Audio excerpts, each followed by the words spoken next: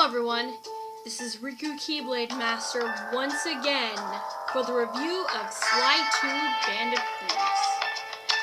Last time we reviewed Sly 1 and the Thievius Raccoonus. This time we're reviewing the sequel. Now, if you guys are ready, grab your Cooper canes and let's get started. Now, Sly 2 Band of Thieves came out in 2005, I think it came out for the PS2. And then again in 2010, which is 5 years later, for the Sly Collection, developed by Cinzara. Now, to start things off, to pick things back up again, 2 years ago, Sly thought he had finished everything with Clockwork. Now, he left the Clockwork parts in the Krakara volcano in Russia. However, somehow, they ended up in the museum in Cairo. Now, Sly went to go steal the parts back, Sly, Bentley, and Murray, and that's a thing this time. Both the cunning, all three, the cunning, the brains, and the brawn are all playable in this game. Now, Sucker Punch actually figured out how to use the big guy well. The first thing, obviously, is going to the museum to try to steal back the Clockwork parts. Now, someone had already stolen the parts. Here enters Carmelita, who has her voice changed again, this time sounding with an American accent. But, here's the thing. She has a new partner now, Constable Neela, who is an Egyptian Siamese cat. And she's purple. Now, here's the thing. That's another thing. With Murray was pink, and then in some scenes he appears purple. Like, come on. Now, here's the thing.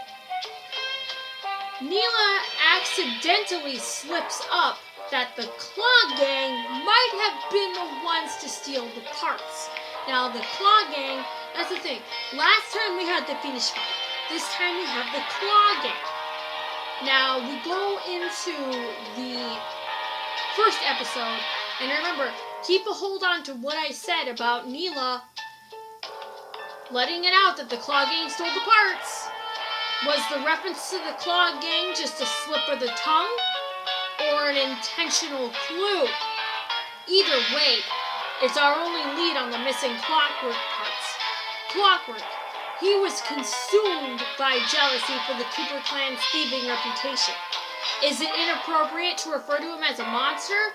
No, not at all. What kind of person stays alive for hundreds of years with the express intention of wiping out a rival's family line? Imagine the hatred fueling that first decision to replace his mortal body with soulless machinery. Ultimately, it did the trick. And Clockwork lived on. He caught up with Sly's parents and he ended up in the orphanage. It's there that I met my pals, Bentley, the brains of the outfit, and Murray, the brawn. They turned out to be all the family Sly needed. 2 years ago, like I said before, he thought he'd finished it. How naive to think he could so easily put an end to that kind of hatred. And now Clockwork is back. In pieces, sure, but the threat is real. Does the Claw Gang even realize what they've stolen? I don't know what's in my future, but I won't let it be a repeat of my past. Well, here's the thing. Instead of pages, we're retrieving the Clockwork parts one by one from each of the Claw Gang members. And that's the thing. Some Claw Gang members you will have to go up into 2 chapters for. It wasn't like last time where each villain had its own chapter. Well, it's still the same here, except some villains you have to go into 2 chapters.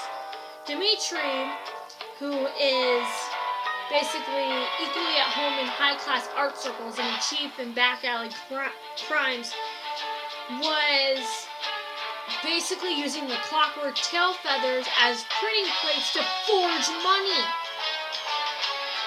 We go to a lot of different missions that involve all three of the Cooper gang members being playable. You heard me correctly, all three of the Cooper gang members being playable. And sometimes you'll have a puzzle or two, such as being able to turn the valves to divert water pressure from the plaza. You have to keep track of which valves you turn as Bentley. And Murray, that's another thing. Murray has brute strength, which can easily take out an enemy in 2 hits. Whereas Sly, it takes like about maybe 7 or 8 thwacks with the cane, unless he does the triangle move, which is triangle uppercut, which is a new move that you're introduced to, then square to slam the enemy down hard. You're introduced to a lot of new abilities in this game. You're introduced to other abilities too, such as pickpocketing, which is very, very helpful, in my opinion. Useful to get coins, to buy gadgets. You heard me correctly. Buy gadgets on their own established network known as ThiefNet, which you can use to access Bentley's laptop. You heard me correctly. Last time he had a desktop computer, which you could use to access different movies. Now he has a laptop computer, which will allow you to access different gadgets via ThiefNet, which you can pickpocket things from guards, or you can steal various items around the environment, which will allow you to get some serious cha-ching, depending on the item and how much they're worth. Now, after tailing Dimitri, yes, you have a mission that will require you to follow Dimitri.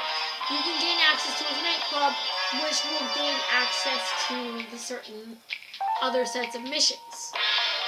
Now, the game will automatically tell you the icons that the character is based on. Like, for instance, Bentley will tell you that job inside the disco will require my demolition skills. Head on back to the safe house.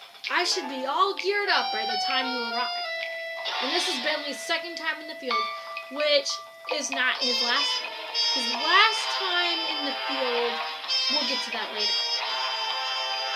Now, the issue with Sly 1 versus Sly 2. Sly 2, I like the open hub areas and being able to explore more. And the clue bottles are all scattered around the environment, which is really, really great. But it has restrictions. Sometimes Bentley will end up saying, heads up, if you leave this area, you'll abandon your current job, which means you'll have to do it all over again, which really sucks. But in any case, you beat Dimitri after going towards different various goals to handle him. Then you end up to zero in on the next target, which is a mysterious spice lord known as Rajan, a self-made man who grew up poor on the streets of Calcutta.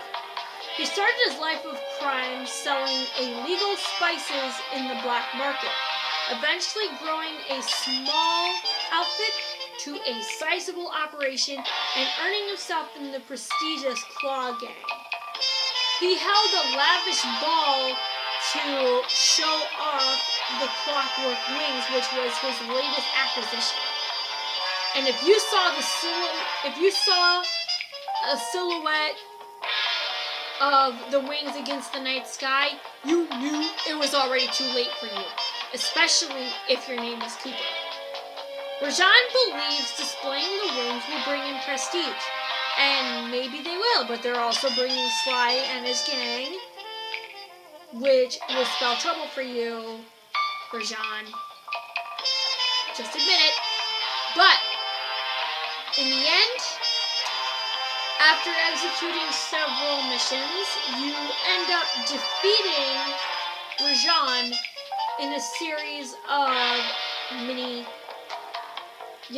sections. But Bentley gets a new gadget. Bentley is introduced to the RC Chopper, which is really cool in my opinion. However, getting hit by the RC Chopper is sort of a pain in the ass. Getting hit with it, yeah, not exactly fun. But in any case, it's still kind of fun to control regardless. But in Chapter 2, there's something that I'll get to later. Well, more like Chapter 3, Rajan's second section. But, yeah, Bentley gets a new gadget known as an RC Chopper, which is great.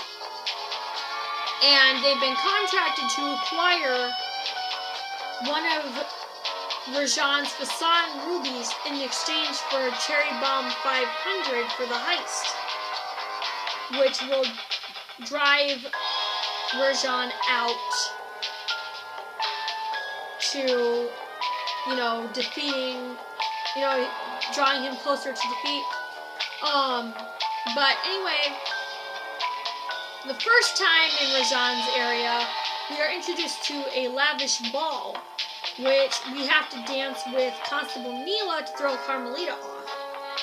Then, after we complete Disguise Bridge, that's when we head to Chapter 3, which is Rajan's second section.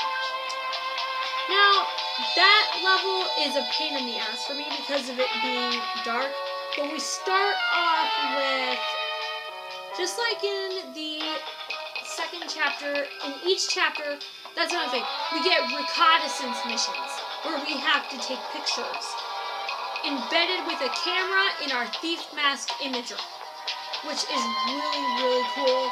I like that they did that. Now, going into Chapter 3, when we finally beat Rajan, and this is how you do a plot twist, Sanzaru, this is how you do a plot twist. We had Neela working with us on our side for a long while, and then she gets Sly and Murray arrested. Wow! Which leads us to the fourth chapter of the game, which is Jailbreak. The Contessa and Neela are cops, as well as Carmelita. They've been working undercover to expose Rajan and his spice ring, which is all good in theory, but it got two of our teammates arrested. And now we had to play as Bentley in Jailbreak, doing a lot more than you would think, as expected, little by little breaking the gang members out. But we're introduced to a lot of really cool hacking mini games as Bentley, and we get to play as him more. But as far as playing as Bentley in Sly 2, it's not exactly the greatest way they could implement that Genius Turtle. It's not exactly the greatest way that they could have implemented him. They could have given him more abilities, but they didn't.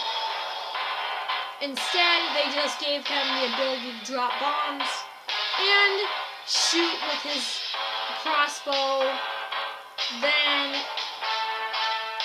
end up doing basically little to no damage against the enemies if we go toe-to-toe. If you go toe-to-toe, it's best to run with Bentley because the crossbow, hitting him with the crossbow ain't gonna do shit. But in any case, we end up completing Jailbreak. We get Sly and Murray out.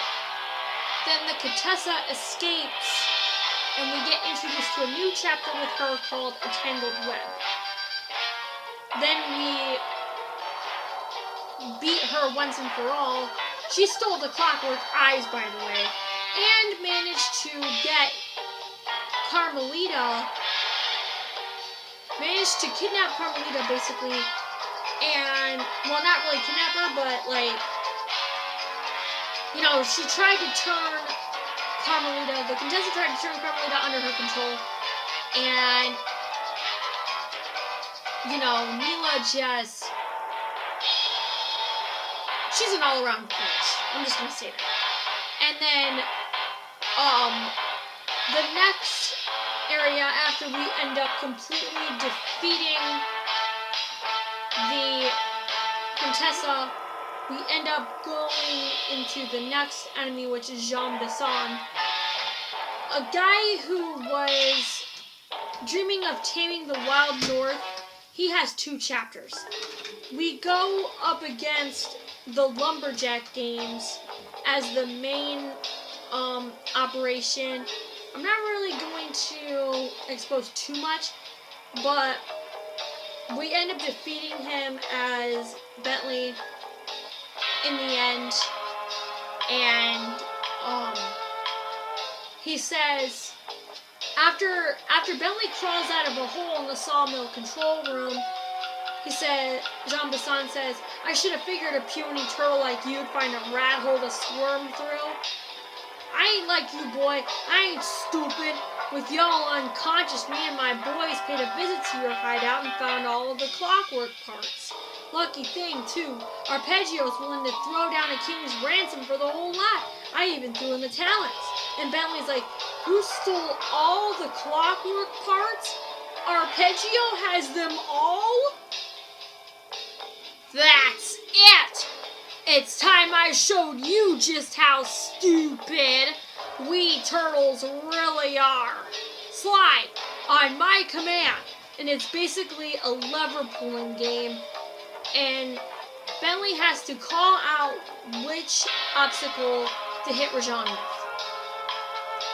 But it's difficult to honestly beat Rajan in that way because there's a small platform, so yeah, you can fall into the water or whatever, you're screwed. And if you end up using the wrong trap, you're also screwed because you can sometimes even instantly catch yourself on fire.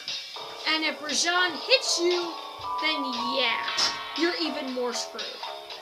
But anyway, after finally defeating Rajan completely, you get introduced to the final chapter, which is Arpeggio.